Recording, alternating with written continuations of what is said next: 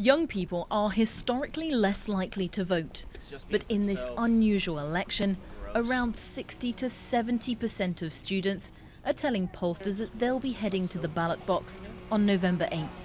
We have two very unique candidates, obviously two of the most disliked candidates in history, but I think that's made the election more interesting, and I think young people are more engaged than they have been, more certainly than the 2012 election. The use of social media, as you see, that Donald Trump, his biggest platform has been Twitter, and has been his independent use of Twitter. And I think that's very unique in our election, and I think has actually invigorated the youth to actually stand up and have a voice.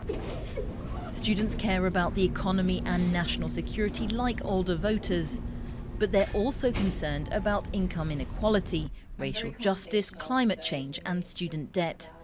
Which is why in the primaries, Bernie Sanders' rhetoric hit a chord with the youth bloc.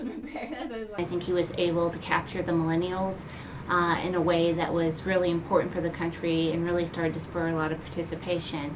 I think it's remained now because these voters seem, the young people seem to be issue driven now. Student debt now totals around $1.3 trillion nationally, a figure both candidates have promised to lower, hoping to appeal to younger voters.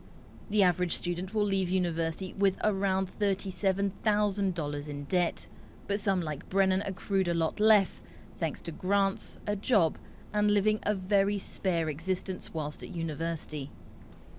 I lived in the cheapest apartment on campus that was available.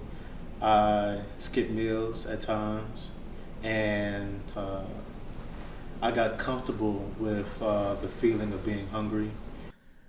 Millennials are now the largest voting bloc in the US, but both the main parties' candidates are failing to capture their vote, and their promises on student debt is only a first step in addressing the unique concerns of this generation.